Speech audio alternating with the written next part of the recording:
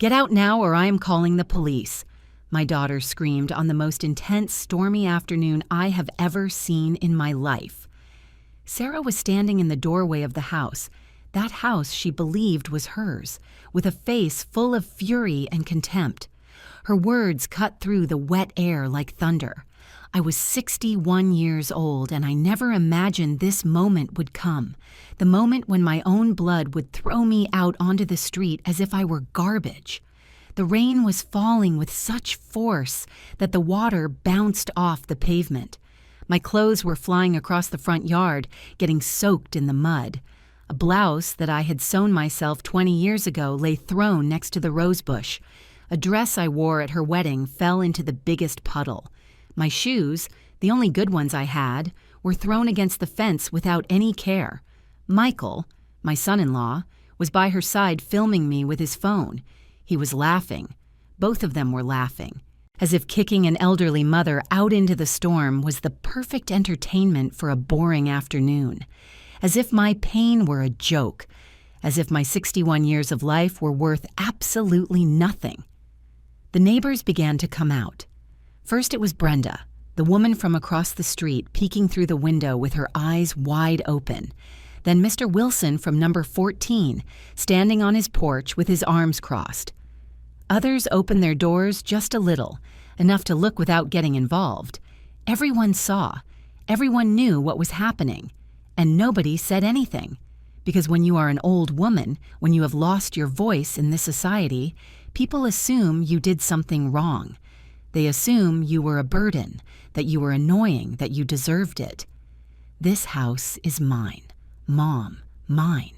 You have nothing here. Nothing, Sarah kept screaming from the entrance. Her voice was pure poison. Each word fell on me like stones. But I did not cry. I did not beg. I did not kneel as she expected. I simply began to gather my things with the most calm I could muster, even though my hands were trembling so much I could barely hold anything.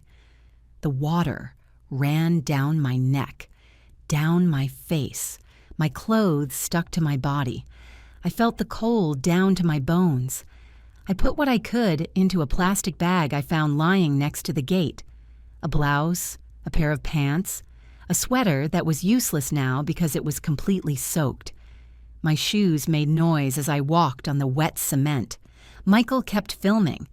I heard his laugh again, that mocking laugh that would haunt me in my nightmares for weeks.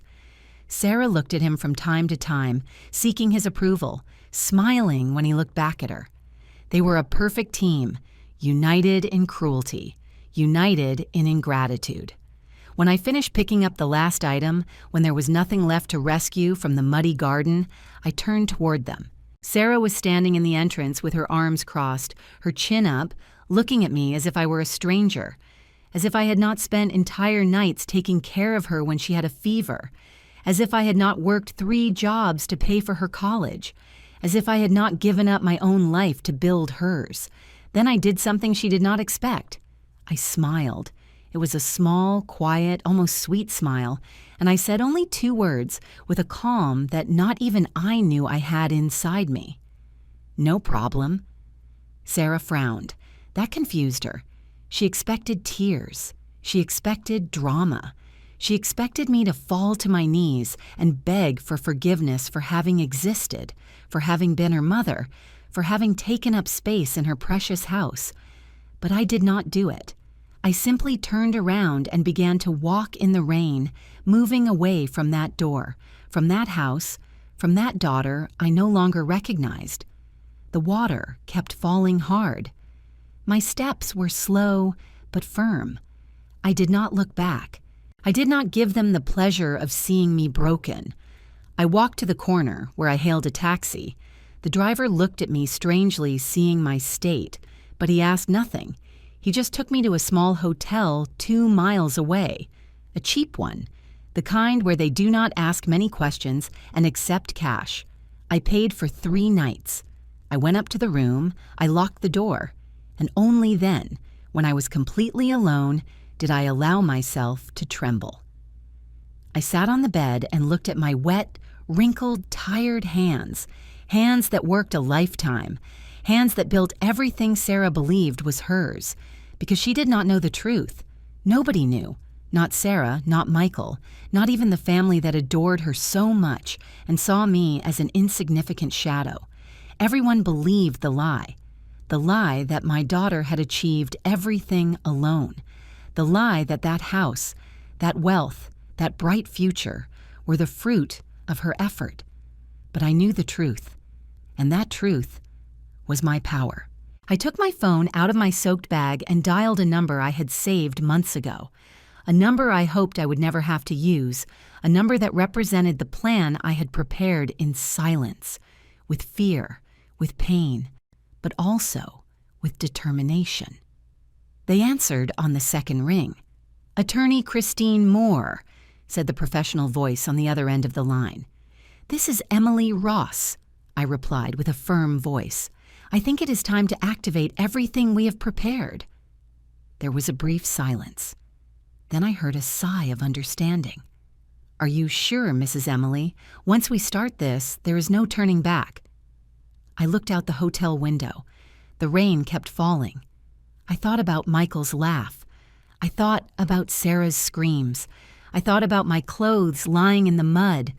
I thought about the neighbors watching without doing anything.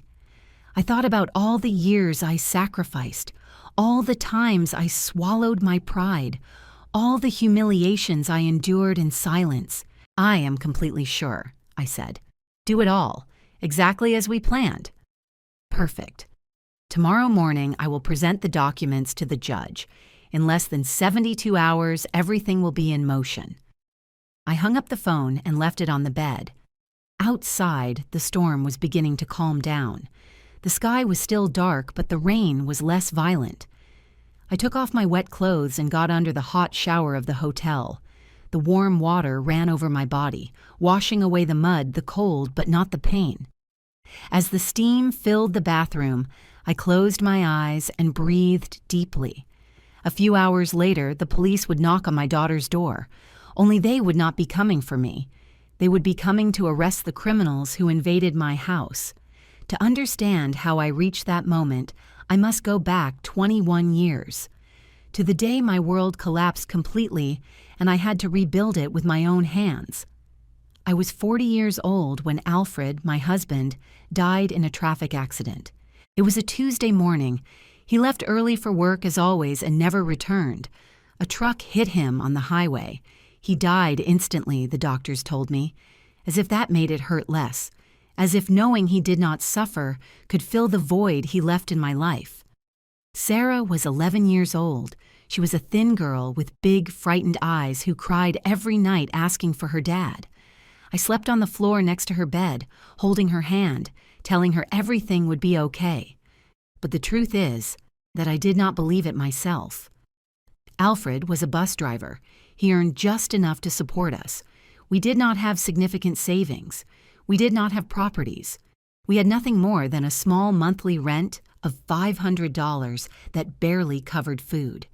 The insurance company gave us $10,000 for his death, $10,000 for a whole life, for a husband, for a father, for the man I had loved since I was 18. Everyone told me to use that money carefully, to save it, to make it last. But I knew that $10,000 lasts nothing when you have a daughter to raise, rent to pay, food to buy, clothes needed. I knew that if I did not do something different, that money would disappear in less than a year, and we would end up on the street. So I made a decision that would change everything. I used $5,000 to buy an industrial sewing machine and material to work. I dedicated myself to sewing.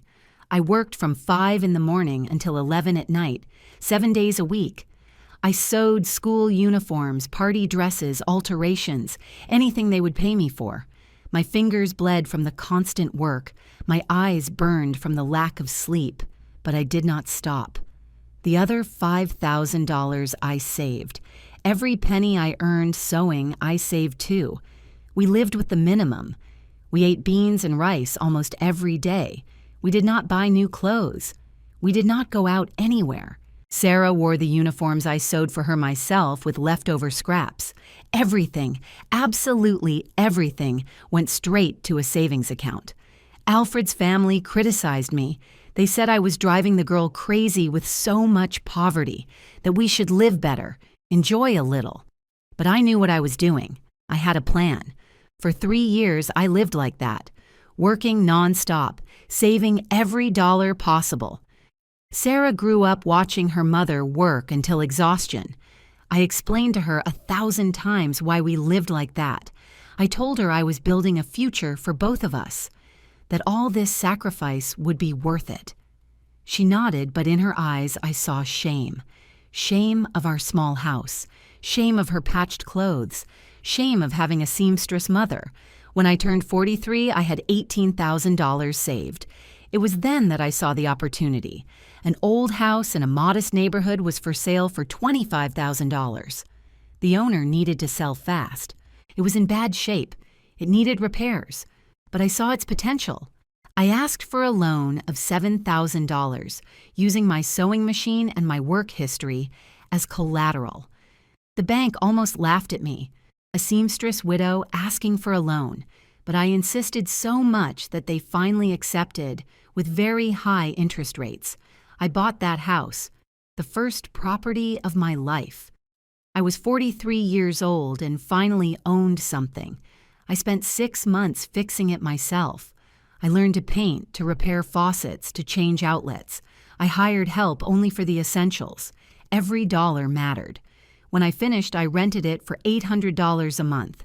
After paying the loan mortgage, I had $300 of profit left. It was not much, but it was a start. I kept working on sewing. I kept saving. I kept living with the minimum. And 3 years later, I bought a second property, then a third, then a fourth. Each property I bought in bad condition, fixed it, rented it. The money from the rents I reinvested in more properties. Sarah was 17 years old when I bought the 5th house. By then, I already had a monthly income of almost $3,000 just from rents. But we kept living in the same small house. We kept watching every penny, because I knew those $3,000 were our security, our future, my daughter's education. It was at that moment that I made the decision that would change everything, the decision I regret today with every fiber of my being. Sarah had been accepted into college to study law. She was brilliant, diligent, she had huge dreams. But she told me something that broke my heart. She told me she was ashamed to say her mom was a seamstress, that her classmates made fun of her, that she felt less than the others. I wanted to protect her from that pain. I wanted her to feel proud. I wanted her to have what I never had. So I did something I thought was love, but turned out to be my biggest mistake. I bought a big, beautiful house in an exclusive neighborhood. It cost $150,000. I used everything I had saved as a down payment and took out a mortgage for the rest. It was a 3-story house with a large garden near the university, a house where Sarah could receive her friends without shame. And here comes my biggest mistake, the mistake that would haunt me for years. I put the house in Sarah's name. I thought that way she would feel secure, that she would have her own assets, that her future would be guaranteed. I told her it was her house, that I had only helped her get it, that it was her reward for being such a good student. Sarah cried with happiness that day. She hugged me. She told me I was the best mother in the world, and I felt complete. I felt that all the sacrifices had been worth it. But I never told her the whole truth. I never told her that I paid the mortgage every month with the money from my rents. I never told her that I kept working in sewing to cover the expenses. I never told her that that house, although it was in her name, was the product of 20 years of my blood, my sweat, my tears.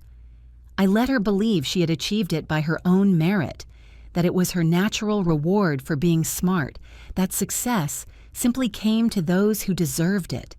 And that lie I built out of love became the monster that would devour me years later. The years in college transformed Sarah into someone I no longer recognized.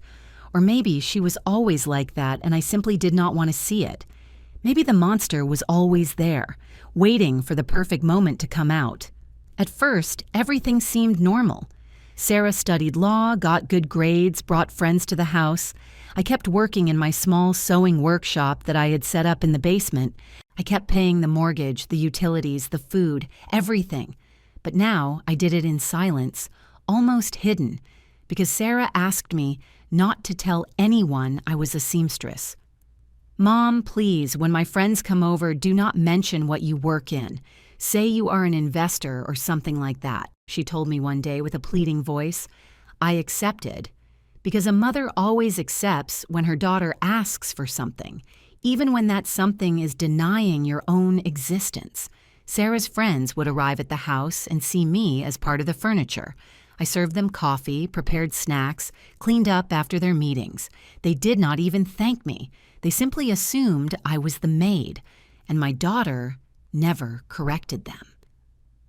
It was during her 3rd year of college when Sarah met Michael. He studied business administration at a more expensive private university. He came from a family with money, or at least they pretended to. His father had an import business that barely worked, but they lived as if they were millionaires. Michael was handsome, arrogant, and treated everyone with that typical contempt of someone who believes they were born superior. From the first day I saw him, I knew he was trouble. But Sarah was in love, or rather, she was in love with the idea of being with someone like him. "Mom, Michael comes from a very important family. His dad has incredible contacts. This can be very good for my career," she told me excitedly. I only nodded. She no longer asked for my opinion. She only informed me of her decisions. Michael began to stay at the house more frequently. First he came to study, then he stayed for dinner, then he started spending entire weekends. He never asked for permission. He never offered to help with expenses. He simply installed himself as if the house were a 5-star hotel. And the worst of all is that he treated me as if I were the servant. He asked me to make him breakfast, to wash his clothes, to iron his shirts, and when I did it, he did not even look me in the eye to say thank you. "Mrs. Emily, the shirt was ironed poorly. Can you do it again?" he would tell me with that condescending tone that made me feel small. Sarah never defended me. She never told him I was her mother, not her employee. She remained silent, smiling, happy to have a boyfriend who made her feel important. One day, Michael and his family came to dinner at the house. There were 6 people. His father, Mr. Davis, a fat man with a loud voice who talked about businesses that never worked.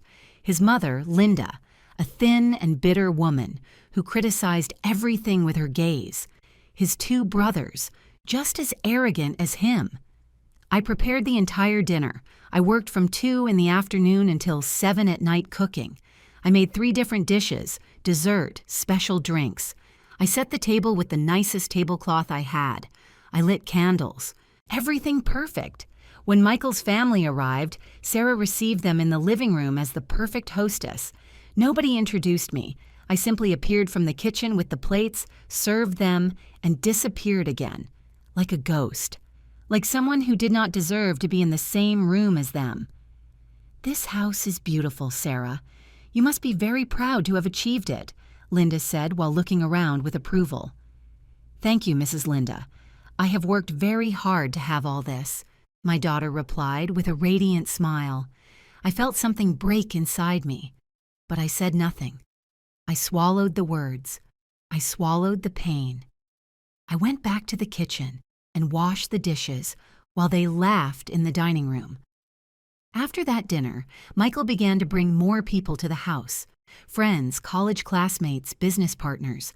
The house became his center of operations, and I became the invisible employee who kept everything running. Sarah graduated from college with honors. The ceremony was beautiful. She went up on stage, received her degree, and everyone applauded. Michael's family was there in the front row.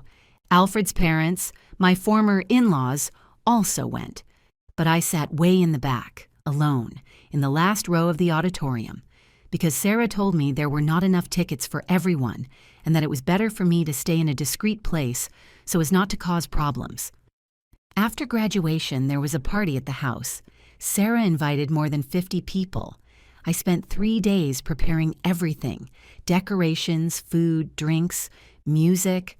I spent more than $2,000 of my own money that came from the rents of my properties, from my sewing, from my silent work.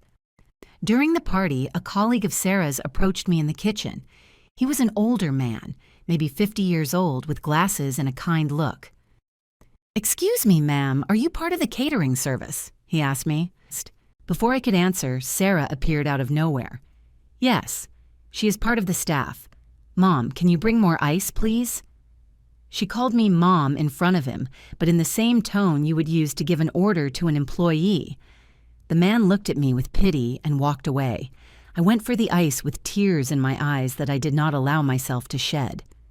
6 months after graduating, Sarah got a job at a major law firm. She earned $3,000 a month, a good salary for someone just graduated. But she never offered to help with the house expenses. She never asked how I was doing financially. She simply assumed everything was covered by magic. Michael also got a job, although he changed jobs every 6 months because he always had problems with his bosses. According to him, nobody recognized his talent. According to him, the world was full of incompetents who did not know how to work. According to him, he deserved to be at the top without effort. But despite working, neither of them contributed a single penny to the house. I kept paying the mortgage of $4,000 a month. I kept paying the utilities that added up to another $1,000. I kept buying the food, the cleaning products, everything. They just lived. They enjoyed. They spent their money on expensive clothes, fancy restaurants, weekend trips, and I watched them spend while I ate what was left of their dinners and wore the same clothes from 10 years ago. A year later, Sarah and Michael got married. It was a huge wedding with 200 guests in an event hall that cost $30,000. I paid for everything. I sold one of my properties to cover the expenses because Sarah told me it was her special day and we could not look bad in front of Michael's family. On the wedding day, I was in the hall's kitchen during the entire reception, supervising that the food came out well, that the tables were perfect, that nothing was missing. I barely danced one song with my daughter. I barely appeared in the photos, because according to the photographer, I did not coordinate well with the color palette Sarah had chosen for the official photos. After the wedding, Michael officially moved into the house, and everything got worse. After the wedding, the house stopped being a home and became a silent battlefield where I always lost. Michael installed himself with all his things as if he were the absolute owner. He brought his furniture, his clothes, his arrogance. And my daughter allowed it all. The rules changed overnight. I could no longer use the main living room because Michael said my TV shows were boring. My room, which was previously the second largest in the house, was reassigned to become Michael's office. They moved me to the smallest room on the 3rd floor, the one that was originally a storage room. "Mom, it is just that Michael needs a professional space to work. You understand, right? Besides, you do not need so much space. With a bed and a closet, it is enough." Sarah told me as if she were doing me a favor. I accepted. I always accepted. Because I was afraid. Afraid that if I protested, my daughter would kick me out of her life forever. Afraid of being completely alone. Afraid to admit that I had raised someone incapable of loving me. But what they did not know, what nobody knew, was that I had kept something. Something I had protected during all these years with almost obsessive care. Something that now, seeing how they treated me, began to feel like my only salvation. The documents. All the original documents were kept in a safety deposit box at the bank. The deed to the house, which although it was in Sarah's name, had never been completely transferred because it lacked a final procedure that only I could authorize. The contracts of the other 4 properties that continued to produce rents and were completely in my name. The receipts of all the mortgage payments I had made for years, the proofs of bank transfers, everything. There was something else, something not even Sarah remembered. When she turned 21, I asked her to sign a document. I told her it was a legal procedure to protect the house from any fiscal problem. She signed without reading, trusting me. That document was a conditional occupancy agreement with very specific clauses. The main clause stated that the house was in her name, but under the condition that she treat me with respect and dignity while I lived. If at any time there was evidence of mistreatment, verbal abuse, or unjustified expulsion, the contract would be voided and the property would automatically revert to my name. My lawyer, Christine Moore, had helped me draft it years ago when I began to suspect something was not right. During the last 6 months, since Michael officially moved in, I had documented everything. Every insult, every humiliation, every moment of contempt. Audio recordings on my phone, photographs of offensive messages, short videos taken from discreet angles, a detailed diary with dates, times, witnesses. Christine had advised me to gather solid evidence before acting. Mrs. Emily, in cases of family abuse, especially when they involve properties, we need irrefutable proof. Legal documents are not enough.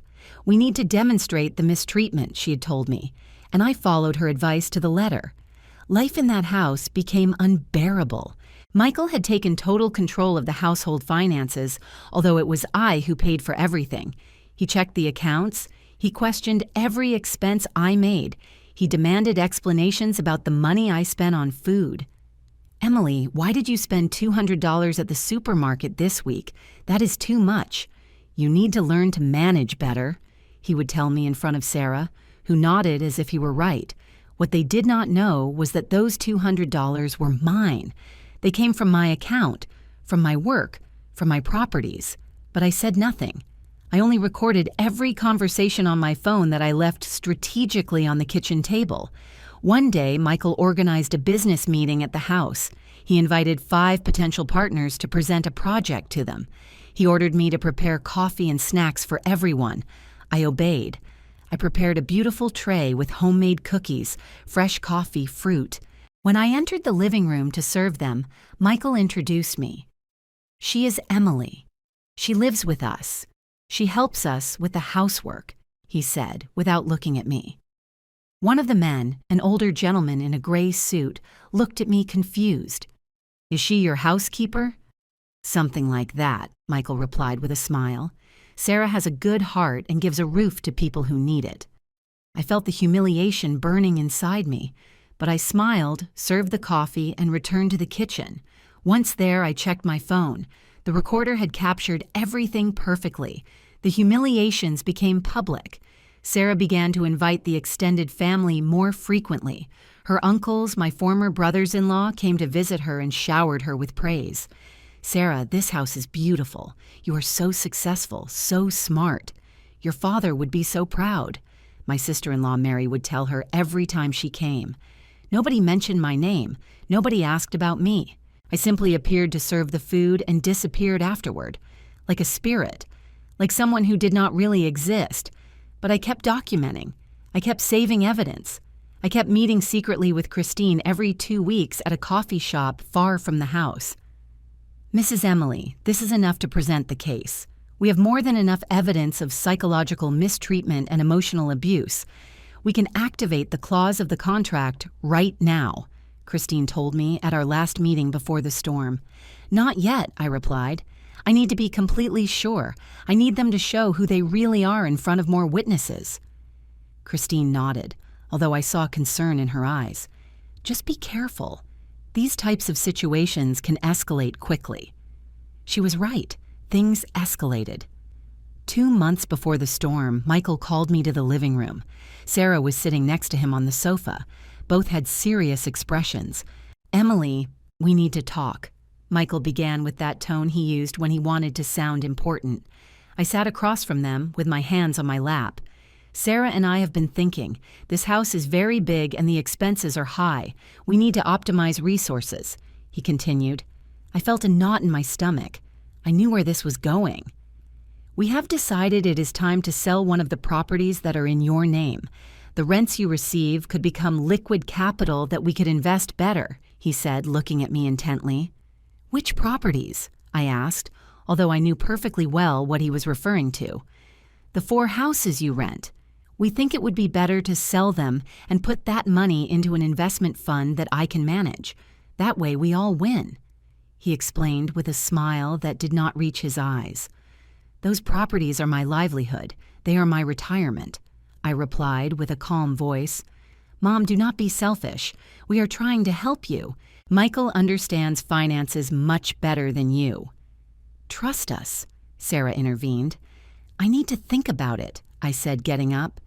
"There's not much to think about, Emily. It is best for everyone. Tomorrow we will bring the papers for you to sign," Michael concluded. That night I called Christine and told her everything. "Under no circumstances sign anything, Mrs. Emily. This is a clear attempt at asset stripping. If you sign, you will lose everything you built for years," she warned me firmly. The next day, Michael arrived with documents, official papers, sales contracts, powers of attorney, all ready for you to sign. "We just need your signature here, here, and here," he said, pointing to the lines. "I am not going to sign," I replied calmly. Michael's face changed completely. The mask of kindness fell. "What do you mean you are not going to sign?" "I am not going to sell my properties." "Emily, do not be ridiculous. Those properties are useless to you." "I'm not going to sign anything," I repeated with a firm voice, although inside I felt my legs shaking. Michael threw the documents on the table violently. The noise echoed throughout the room. Sarah, who until that moment had remained silent, stood up from the sofa with her face red with fury. "Mom, what is wrong with you? We are trying to help you, and you always cause problems," she screamed with a voice I had never heard from her before. "I do not need that help," I replied, trying to stay calm. "Of course you need it. You are an old woman who knows nothing about finances. What are you going to do with those houses? Do you think you can manage them forever? You are a disaster, Mom. You always have been." My daughter's words pierced me like glass shards. Michael approached me with slow, intimidating steps. He stood in front of me, looking down at me with absolute contempt. "Listen to me well, Emily. You are going to sign those papers sooner or later, because here you have no voice and no vote. This is Sarah's house. These are our decisions, and you are just someone who lives here out of charity." His breath reached my face. "Michael, please." I tried to back away, but my back hit the wall. "Please, nothing. I am tired of your attitude, tired of you behaving as if you owned something. You own nothing. Do you hear me? Nothing." He spat the words with hate. Sarah did not stop him. She stayed standing by the sofa with her arms crossed, watching as her husband cornered me against the wall. Her silence was worse than any insult. I managed to escape to my room. I locked the door and stayed there for hours, shaking. I took out my phone and listened to the recording I had captured. Every word was recorded perfectly, every threat, every insult. I sent the file to Christine by message. "This is verbal abuse and intimidation. We can proceed legally whenever you decide," she replied in minutes. But I was not ready yet. I needed the world to see who they really were. I needed witnesses. I needed them to destroy themselves in front of everyone. The following days were constant tension. Michael did not speak to me, only looked at me with hatred every time we crossed paths in the house. Sarah had adopted the same attitude. They treated me as if I were invisible, except when they needed something. "Emily, prepare dinner for 8 people. Guests are coming." Michael ordered me as if I were his employee. I obeyed. I cooked, served, cleaned. But my phone was always nearby, recording every interaction, every order, every slight. One afternoon, while I was cleaning the living room, I heard Sarah talking on the phone on the balcony. She did not know I was nearby. "Yes, Aunt Mary, I do not know what to do with her anymore. Mom is becoming impossible. She does not want to cooperate with anything. Michael says maybe we should think about taking her to a nursing home," my daughter said with a casual tone, as if she were talking about the weather. I felt the world stop. A nursing home. They wanted to get rid of me completely. "No, she is not sick or anything. It is just that She does not fit here anymore. The house is ours. It is our space, and she is always in the way. Besides, we need that room she uses to turn it into a gym," Sarah continued. I recorded every word. Every syllable of that conversation was saved on my phone. That night, I could not sleep. I stayed awake looking at the ceiling, thinking about how I had gotten here, how the baby I nursed, the girl I took care of when she had a fever, the young woman for whom I paid for college, had turned into this person who planned to lock me in a residence. The next morning, Michael entered the kitchen while I was making breakfast. He did not greet me. He just sat down and started checking his phone. "I need you to sign these papers today," he said, throwing a yellow envelope on the table. "What papers are they?" I asked. "A power of attorney. Sarah and I need full access to all your bank accounts to help you manage your money better. Obviously, you do not know how to do it alone," he answered without looking up from his phone. I opened the envelope. Indeed, it was a very broad power of attorney.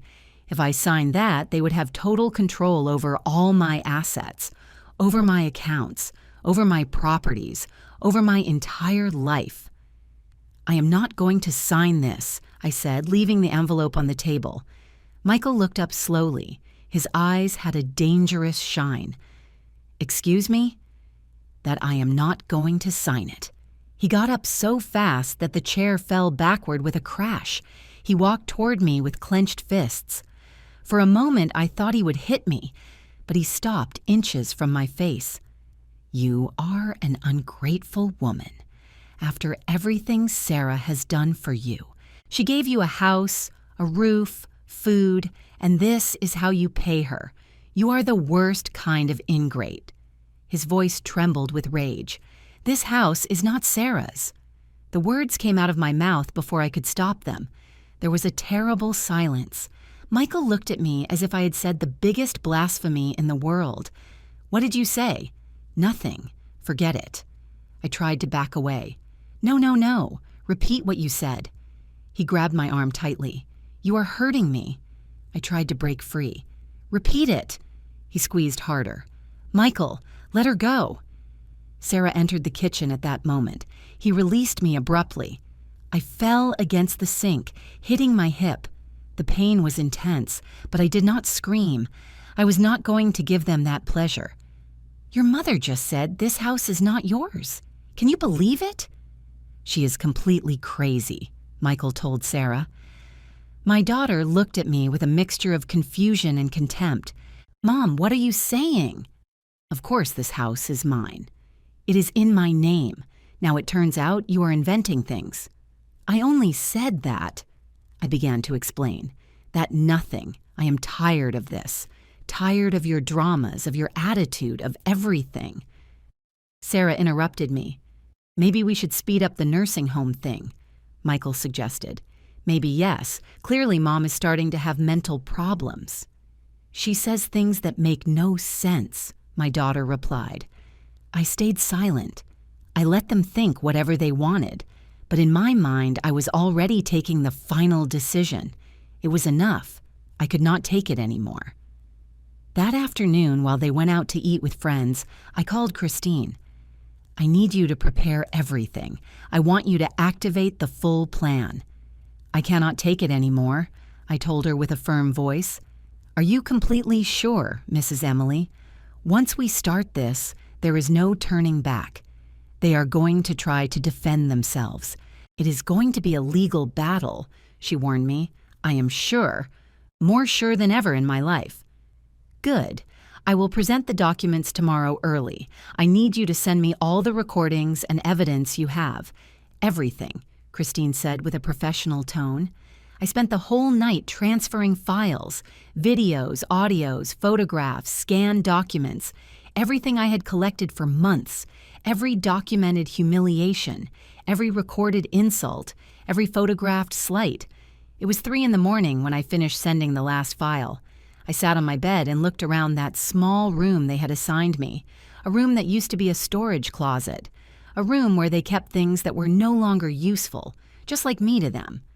But they were about to discover something, that the things they believe useless are sometimes the most valuable, and that the old woman they despised had more power than they ever imagined. The event that would change everything forever happened 3 days later. Sarah had organized a birthday dinner. Not for me, of course. My birthday had passed 2 months ago without anyone remembering. This dinner was to celebrate Michael's birthday. 35 years of mediocrity that had to be celebrated as if it were the coronation of a king. Sarah invited 20 people, Michael's entire family, some friends from college, colleagues from the law firm where she worked. She even invited my in-laws, Mary and Elias, who arrived with expensive gifts and fake smiles. I passed 2 days preparing everything: decorations, food for 20 people, drinks, cake. I spent over $1,000 of my own money that came from the rents of my properties, those properties they wanted me to sell. The afternoon of the dinner, while I was finishing cooking, Sarah entered the kitchen in an elegant dress. She looked beautiful. For a moment, I saw the girl she was, the girl who hugged me and told me I was her hero, but that girl no longer existed. "Mom, when the guests arrive, I want you to stay in the kitchen. I do not want you walking around interrupting conversations," she told me without looking me in the eye. "I cannot even say hello?" I asked with a lump in my throat. "It is better if you do not. People come to have a good time, not to deal with awkward situations." She replied, adjusting her necklace. "Awkward situations? I am your mother, Sarah." "I know, Mom, but I also know that lately you have been weird, saying strange things. I do not want you to embarrass Michael on his birthday," she said, and left the kitchen before I could answer. I stood there, my hands trembling over the sink. I breathed deeply. I took out my phone and placed it in a strategic spot in the kitchen, recording. Then I put another small phone, an old one I had bought specifically for this, hidden in the living room with a full view of the dining room. The guests began to arrive. I heard their voices from the kitchen. Laughter, greetings, congratulations for Michael. I served the plates, took them to the dining room, and returned without anyone saying a word to me. It was like a ghost serving ghosts. At one moment, Mary, my sister-in-law, entered the kitchen supposedly to look for more wine. "Emily, so nice to see you. You almost do not come out to say hello," she said with that sweet and poisonous voice she always used. "Sarah prefers that I stay here," I replied, without turning to look at her. "Ah, I understand. Well, it is her house. She makes the rules," she said, pouring herself wine. "By the way, she told me you are having some little problems. You know, memory issues, age things." I turned to look at her. She was smiling smugly. "I do not have any memory problems." Sure. That is what they all say at the beginning. My mom also denied she was bad before we had to commit her. It was very sad but necessary," she said, taking a sip of wine. "Sarah is doing the right thing by taking care of you. She is an exemplary daughter." She left the kitchen, leaving me with my blood boiling. Now I understood everything. Sarah was preparing the ground with the family, making them believe I was losing my mind. So when they decided to lock me up somewhere, nobody would ask questions. But she did not know that every word of that conversation had been recorded. The dinner went on between laughter and toasts. From the kitchen, I heard how everyone congratulated Michael on his success, on his intelligence, on his bright future. Nobody mentioned he had changed jobs 4 times in 2 years. Nobody mentioned that Sarah was the one who actually paid all the bills with her salary. When the time came for the cake, Sarah called me. "Mom, bring the cake." I carried it carefully. It was a 3-tier cake that had taken me hours to decorate. I placed it in the center of the table. Everyone began to sing "Happy Birthday." Michael blew out the candles with a smile from ear to ear. I stood to one side, waiting to be able to return to the kitchen. But then Mr. Davis, Michael's father, raised his glass. "I want to make a toast to my son, for his success, for his beautiful wife, and for this magnificent house they have built together. They are the perfect example of what can be achieved with hard work and dedication," he said with a strong voice. Everyone raised their glasses, everyone toasted, and something inside me broke definitively. They did not build this house. The words came out of my mouth before I could stop them. The silence was immediate. Everyone looked at me as if I had said something obscene. Michael put his glass on the table slowly. Sarah looked at me with huge eyes, red with shame and fury. "Mom, shut up," she whispered through her teeth. But I did not shut up. Something inside me had been released. 20 years of silence exploding in a single moment. I built this house with my work, with my money. After Sarah's father died and left me alone with an 11-year-old girl, my voice trembled, but I did not stop. "Emily, enough," said Michael, standing up from his chair. "I worked 3 jobs for years. I saved every penny. I bought properties. I fixed them with my own hands, and I bought this house to give my daughter a future. All this is my work, not hers, mine." I felt the tears rolling down my cheeks, but I did not care. Sarah stood up so fast her chair fell backward.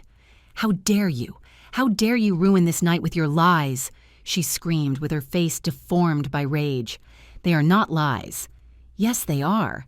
This house is in my name. It is mine. I got it. I worked to have it." She kept screaming while the guests looked at us uncomfortably. "You put it in your name because I asked you to, but I paid for it. Every monthly payment, every utility, everything." My voice was firmer now. Michael walked toward me with furious steps. He grabbed my arm violently. "Listen to me well, crazy old woman. You are going to go up to your room right now, and you are going to stay quiet. You have caused enough damage." He was dragging me toward the stairs. "Let me go." I tried to break free. "Michael, get her out of here. I do not want to see her anymore," Sarah screamed. Some guests began to murmur. Mary stood up as if she were going to intervene, but Elias stopped her. Mr. Davis watched the scene with a cruel smile, enjoying the show. Michael dragged me to the front door. He opened the door with a slam. Outside, it had started to rain. A storm was approaching. The sky was dark and the wind blew hard. "Get out now or I am calling the police," Sarah screamed from the dining room.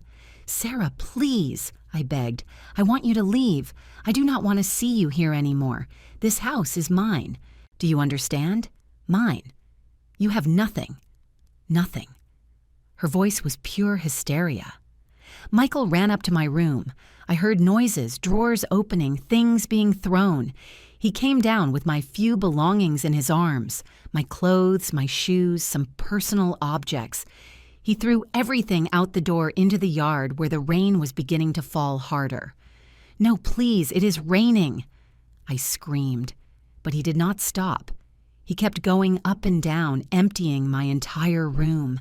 Every piece of clothing ended up in the mud. My shoes, my sweaters, the few photographs I kept, everything being destroyed under the rain that now fell with violence. The neighbors began to come out. Brenda, the lady from across the street, was at her window with her hands on her mouth. Mr. Wilson from number 14 was recording everything with his phone from his porch. Other neighbors opened their doors, looked, but nobody did anything. The dinner guests came out too, attracted by the scandal. They stayed on the porch, under cover, watching how they expelled me under the storm as if I were garbage. I began to pick up my soaked things. My hands shook from the cold and shock. The rain soaked me to the bone. My clothes stuck to my body. I could barely see through the water running down my face. Michael took out his phone and started filming me. He was laughing. That cruel, mocking, inhumane laugh. Michael's laugh echoed above the sound of the rain. He filmed me while I picked up my belongings from the mud, as if my humiliation were the best entertainment in the world. The guests remained on the porch, some with wine glasses still in their hands, watching the show without doing anything. "Look at the crazy woman. She says the house is hers," Michael shouted toward the guests, provoking some nervous laughter. Sarah was standing in the door with her arms crossed, her face hard as stone. There was not a shred of doubt in her eyes. There was no remorse, only pure contempt. I managed to put what I could into 2 plastic bags I found by the fence. Most of my clothes were ruined. The water kept falling with such force that I could barely keep my eyes open. My shoes splashed in the mud puddles. When I finished picking up the last thing, I turned toward the house one more time. Toward that house I had bought with 20 years of work. Toward my daughter who looked at me as if I were an undesirable stranger. Toward all those witnesses who would never forget this night. And then I did the same thing I had done 3 days ago. I smiled, a calm, serene, almost sweet smile. "No problem," I said with a clear voice despite the rain. Sarah frowned. She did not expect that reaction. She expected tears. She expected me to crumble, to beg. But I simply took my bags and began to walk under the storm.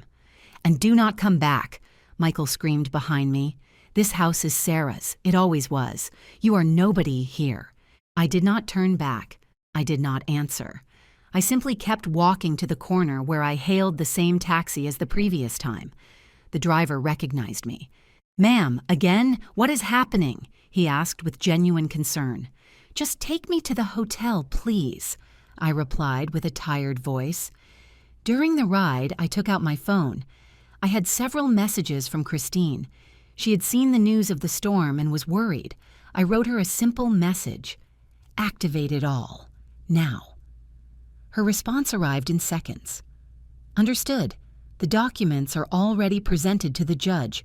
The order should be ready tomorrow morning. Are you okay?" "I will be okay when this ends," I replied. I arrived at the hotel soaked, shivering, exhausted. The receptionist looked at me with pity but asked no questions. I went up to the room and dropped the wet bags on the floor. I took off the soaked clothes and got under the hot shower. The warm water ran down my body while I processed what had just happened. The public humiliation, the laughter, the witnesses. Everything had been recorded not only by Michael, but also by Mr. Wilson and probably other neighbors. My humiliation was documented forever, but they did not know that was exactly what I needed. Witnesses, public evidence, irrefutable proof of the mistreatment. Now it was not just my word against theirs. Now the whole world had seen who they really were. I got out of the shower and checked my phone. The 2 devices I had left recording in the house had captured everything. Every insult, every scream, the violence with which Michael dragged me, Sarah's words. Everything was there, in high-quality video. I sent all the files to Christine. She called me immediately. "Mrs. Emily, this is legal gold. With these recordings, plus the testimonies of the neighbors who witnessed everything, plus the occupancy contract Sarah signed, plus the original property documents, the case is absolutely solid." Her voice sounded excited, professional. "How long will it take?" I asked. "The judge already reviewed the preliminary documents this afternoon. He is outraged. He told me he is going to issue the order tonight. Tomorrow first thing, the police will go to the house with a temporary eviction order and notification of asset fraud," she explained. "Asset fraud?" "Yes. Sarah has been living in a property that legally remains under her control through the conditional contract. That contract clearly specified that the condition for her to maintain the use of the property was to treat it, and you, with respect and dignity. She violated that contract flagrantly and publicly. Besides, the attempt to make you sign powers of attorney under duress constitutes attempted asset stripping. They are serious crimes." Christine's voice was firm. I felt something loosen in my chest. After so many years enduring, after so much silent pain, finally someone was defending me. Someone was fighting for me. "And the other properties?" I asked. "Those are completely in your name and always have been. Nobody can touch them. In fact, the income from those properties proves that you have been financially independent all this time. That strengthens the case even more," she replied.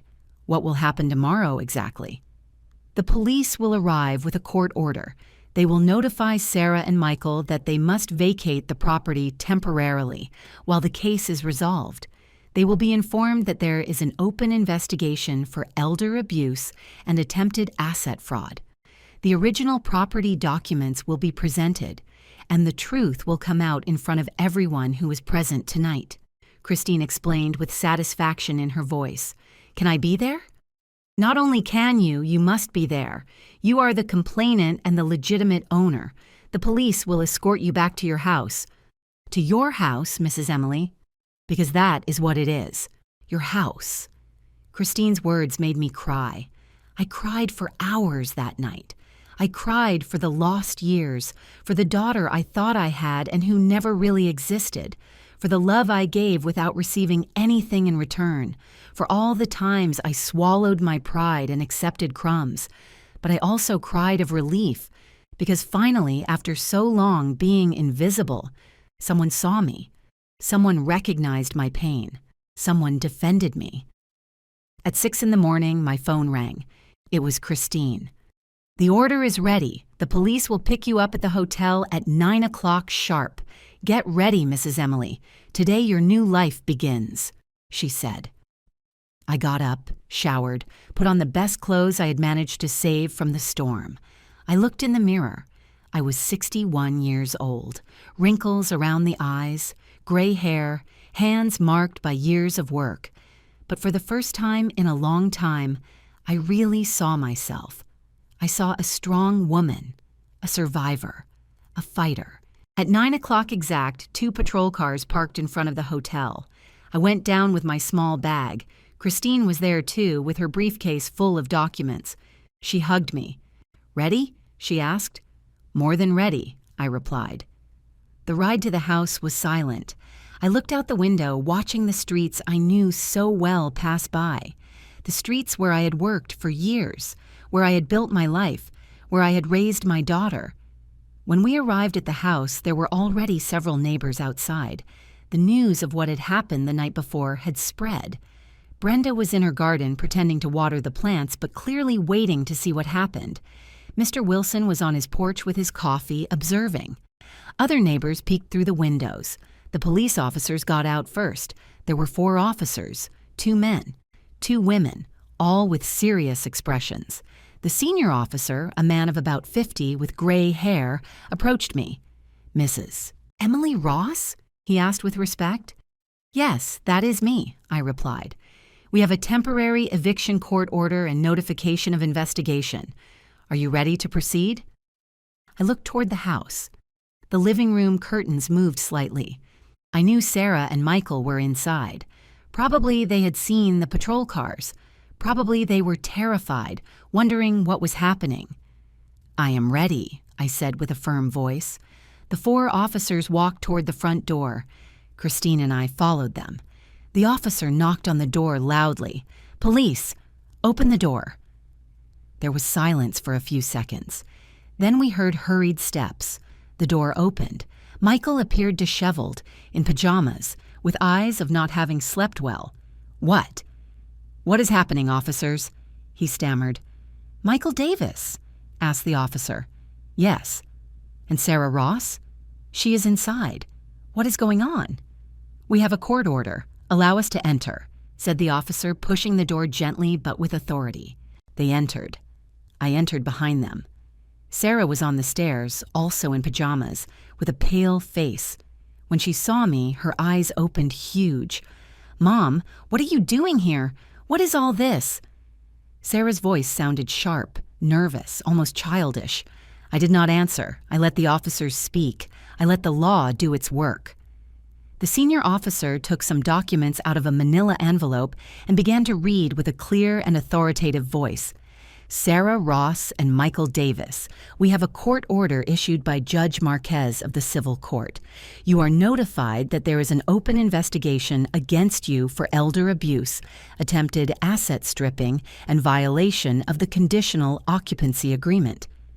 The officer's voice resonated throughout the house. "What? No, there has to be a mistake." Michael tried to approach, but another officer stopped him with a gesture. "There is no mistake. This property, located at 243 Pine Avenue, is registered under a conditional contract in the name of Sarah Ross, but with specific clauses of conditioned use. The legal owner and original title holder is Mrs. Emily Ross," the officer continued. Sarah grabbed the stair railing. Her face went from pale to intense red. "That cannot be. This house is mine. It is in my name. I have the papers." Her voice was beginning to break.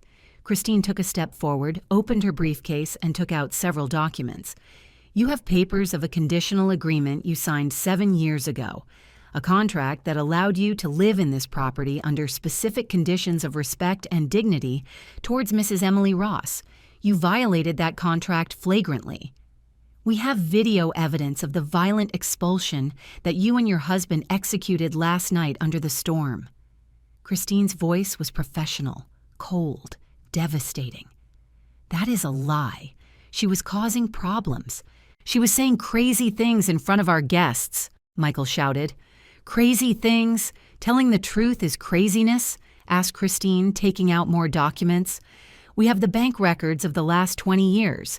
Every mortgage payment of this house was made by Mrs. Emily from her personal account. Every utility, every repair, every expense, all paid by her."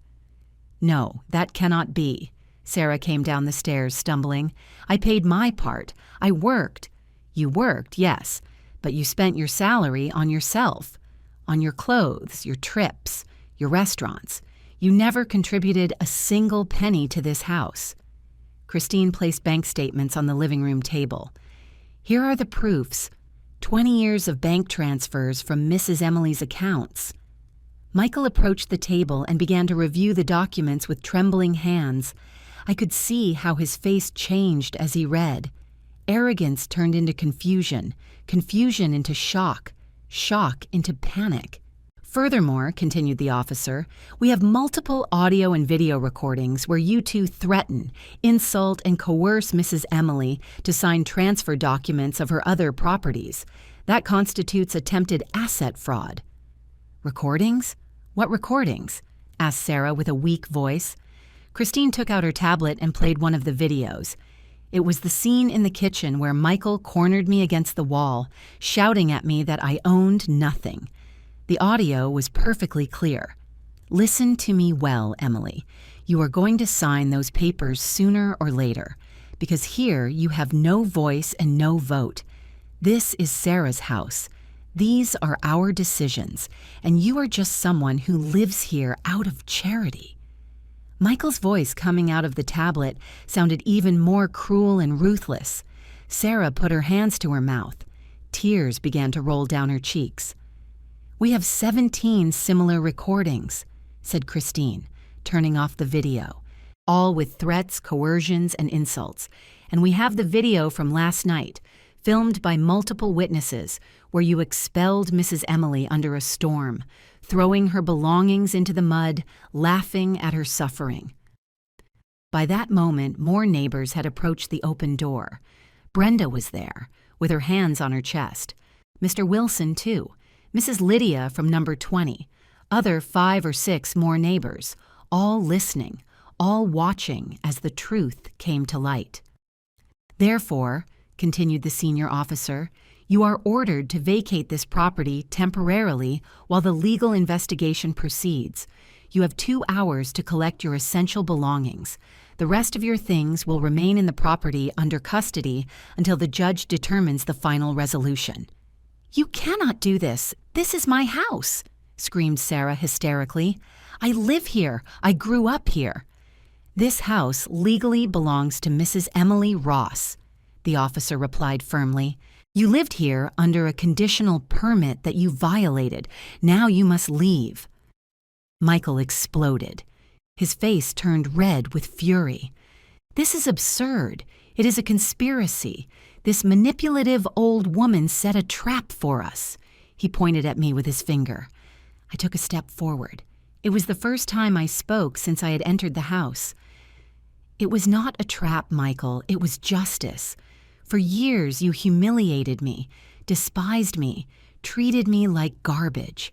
You assumed that because I was old, because I was quiet, because I loved you, I was stupid, but I was not. I was just documenting every one of your abuses, waiting for the right moment." My voice was calm, but firm. "How could you do this to us?" sobbed Sarah. "I am your daughter, and you are my mother." But you treated me worse than an employee, I replied, feeling something break inside me. You made me invisible. You denied my existence in front of your friends. You tried to steal what I built with 20 years of work. You threw me onto the street under the storm, and you asked me how I could do this to you. Tears ran down my face, but my voice did not tremble. I gave you everything, my youth, my strength, my entire life. I worked until I bled so you would have a future, and you paid me with contempt. But I did not know, Sarah tried to say. You did not know because you never asked. You never cared to know. You assumed everything you had was by your own merit, that your success was only yours, that I was just a hindrance you endured out of pity. I interrupted her. The silence in the room was absolute. The officers looked at us with expressions mixing professionalism with humanity. The neighbors at the door dared not even breathe loudly. You have 2 hours, repeated the officer. Collect your things and leave. If you do not do it voluntarily, we will proceed to escort you by force. Michael tried to protest one more time, but another officer took him by the arm firmly. Sir, I suggest you cooperate. You already have enough charges against you. Do not add resistance to authority. Sarah ran up the stairs, sobbing. Michael followed her, casting glances of pure hate at me. We heard them on the second floor, opening drawers, throwing things, arguing between them. Christine approached me and put her hand on my shoulder. It is okay, Mrs. Emily. I nodded, although I was shaking from head to toe. It was not easy. None of this was easy, but it was necessary. The neighbors began to enter little by little. Brenda approached me with tears in her eyes. Mrs. Emily, I did not know. If I had known the truth, I would have done something. What they did to you last night was terrible. We all saw it, she said, taking my hand. Mr. Wilson also approached. I have the complete video from last night. If you need it for the case, I can give it to you. What they did to you has no name. One by one, the neighbors introduced themselves. They offered testimonies. They offered support. They offered apologies for not having intervened before. The community that had been a silent witness to my humiliation now became my support network. 40 minutes later, Sarah and Michael came down with 4 large suitcases. Their faces were swollen from crying so much. Michael remained furious but defeated. Sarah could not even look me in the eye. When they reached the door, Sarah stopped. She turned toward me. For a moment, I saw a flash of the girl she was. Mom, she began to say. No, I interrupted her. You have nothing to say to me now. You had years to tell me you loved me, years to treat me with respect, years to thank me for what I did for you. You chose not to do it. You chose to humiliate me. Now live with that choice. Sarah left the house crying. Michael followed her, dragging the suitcases with contained fury. The neighbors watched them leave in silence. Nobody offered them help. Nobody showed them sympathy. The truth had come to light, and now everyone knew who they really were. When the patrol cars left and the house was finally empty, I stood in the middle of the living room. My living room. My house. The place I had built with 20 years of sacrifice and almost lost for misunderstood love. Christine stayed with me that afternoon, helping me process everything. She explained the next legal steps, the deadlines, the hearings. But she also sat with me on the sofa and simply let me cry, because although I had won, although I had recovered my dignity, the pain was still there. The pain of knowing that my own daughter had betrayed me in the cruelest way possible. 3 days later, Sarah tried to call me. I did not answer. She sent me messages. I deleted them without reading. Michael tried to approach the house, but the security officers I had temporarily hired for the property kept him away. They were desperate. They had lost everything in a matter of hours. A week later, I received a call from Mary, my sister-in-law. Her voice sounded different, humble, regretful. Emily, I need to ask for your forgiveness. Sarah lied to us all. She made us believe you were losing your mind, that the house was hers, that you lived off her charity. We did not know the truth. If we had known—" She sobbed on the other end of the line. "Would you have done anything differently?" I asked with a tired voice. There was a long silence. "I do not know, but I should have asked. I should have investigated. I am sorry," she replied. I accepted her apologies, but I did not forget. The damage was done. The family that should have protected me had abandoned me because it was easier to believe the successful young woman than the invisible old woman. 2 weeks later, the court hearing took place. Judge Marquez reviewed all the evidence, the videos, the recordings, the financial documents, the neighbors' testimonies. His verdict was clear and forceful. The house returned completely to my name. The conditional agreement was voided for violation of its clauses. Sarah and Michael had to pay compensation of $50,000 for emotional damages and mistreatment. Furthermore, they were forbidden from approaching me for 2 years. But the most important thing, what really changed everything, was what the judge said at the end of the hearing. This case represents one of the most painful injustices I have seen in my career. A mother who sacrificed her entire life for her daughter, only to be discarded like garbage when she was no longer convenient. Mrs. Emily Ross not only has the right to recover her property, she has the right to recover her dignity, and this court officially returns it to her today. His words resonated throughout the courtroom. Sarah did not attend the hearing. She sent a lawyer who tried to negotiate, but there was nothing to negotiate. The facts were irrefutable. Michael was present, sitting at the back of the room with a composed face. When the judge read the verdict, he ran out without saying a word. After the hearing, Christine and I went to a small cafe near the courthouse. We ordered hot tea and sat by the window. "What do you plan to do now, Mrs. Emily?" she asked me. I had thought a lot about that question during the last few weeks. I had spent entire nights awake, reflecting on my life, on the decisions I made, on the future I had left. "I am going to do something good with all this," I finally replied. And that was exactly what I did. Using the money from the rents of my properties, plus the compensation Sarah and Michael had to pay me, I created a project that had been gestating in my mind for years, a foundation for older women in vulnerable situations. I converted 2 of my properties into temporary homes for women over 60 who had been abandoned or mistreated by their families. I offered them a roof, food, legal support, and above all, dignity. A place where they could rebuild themselves without being judged, without being invisible. The first woman to arrive was Linda, a 67-year-old lady who had been kicked out by her son after selling her house to pay for his college. Her story was painfully similar to mine. She cried for hours the day she arrived. She could not believe someone was helping her without asking for anything in return. "Why are you doing this for me?" she asked through tears. "Because I know what it feels like to be invisible, and nobody deserves to feel that way," I replied, hugging her. In 6 months, I had helped 12 women, each with her own story of family betrayal, of abuse, of abandonment, each seeking to recover the dignity that had been stolen from them. And I was there to help them, because finally I had found my purpose. The big house, the one that had caused so much pain, I kept, but I no longer lived alone in it. I hired Brenda, my neighbor, as the project manager.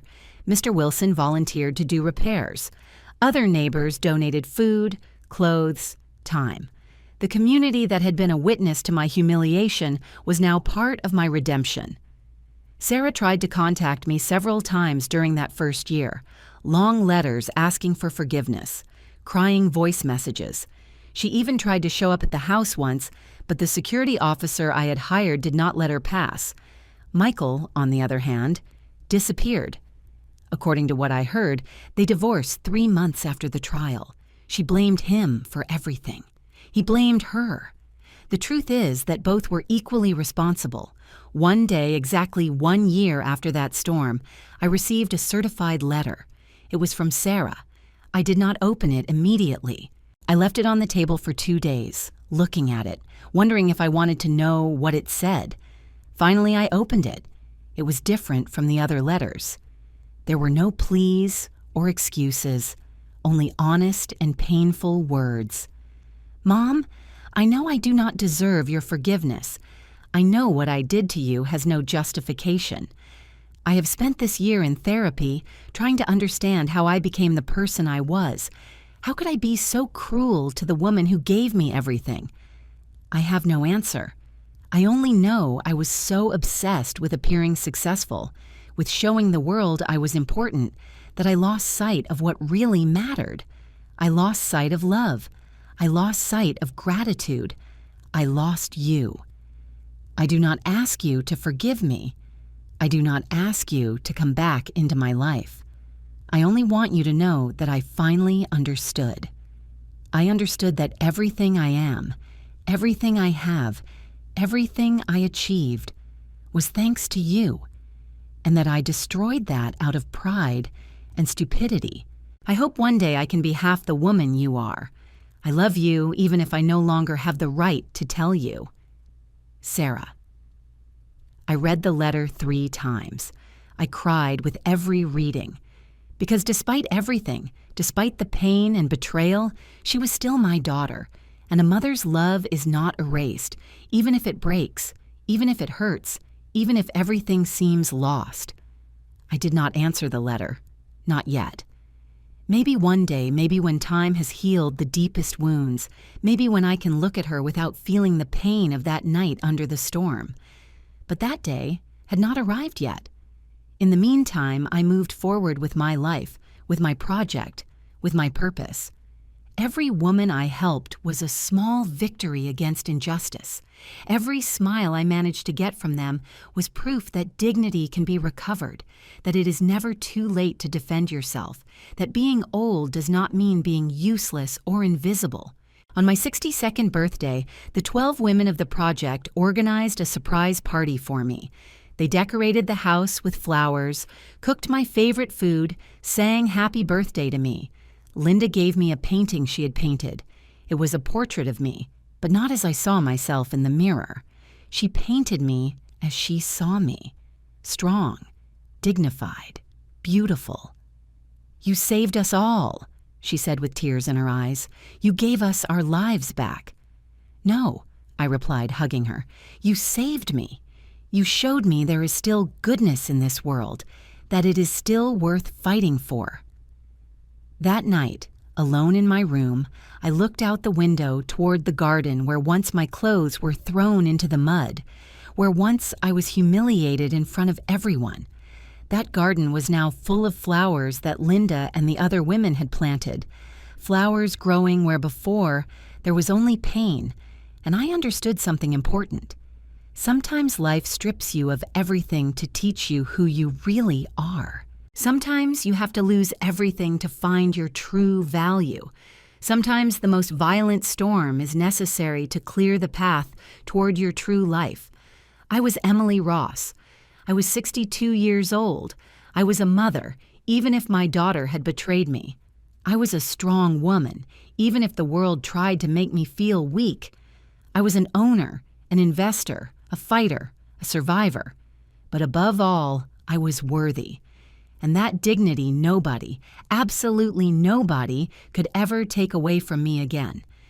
If you are reading this and you feel invisible, if your family despises you, if they believe that because you are older you are worth nothing, I want you to know something. You have power. More power than you think. Do not let anyone take away your dignity. Do not let anyone make you feel you do not deserve respect, because you deserve it. You deserve it all. And if you need help, seek it. Document the abuses. Keep the evidence. Find people who defend you. Justice exists. Dignity can be recovered. And it is never, never too late to defend what is yours. This is my story. The story of how my daughter threw my clothes in the rain until she discovered that the house actually never was hers. It was mine. It was always mine. And now, finally, the whole world knows it.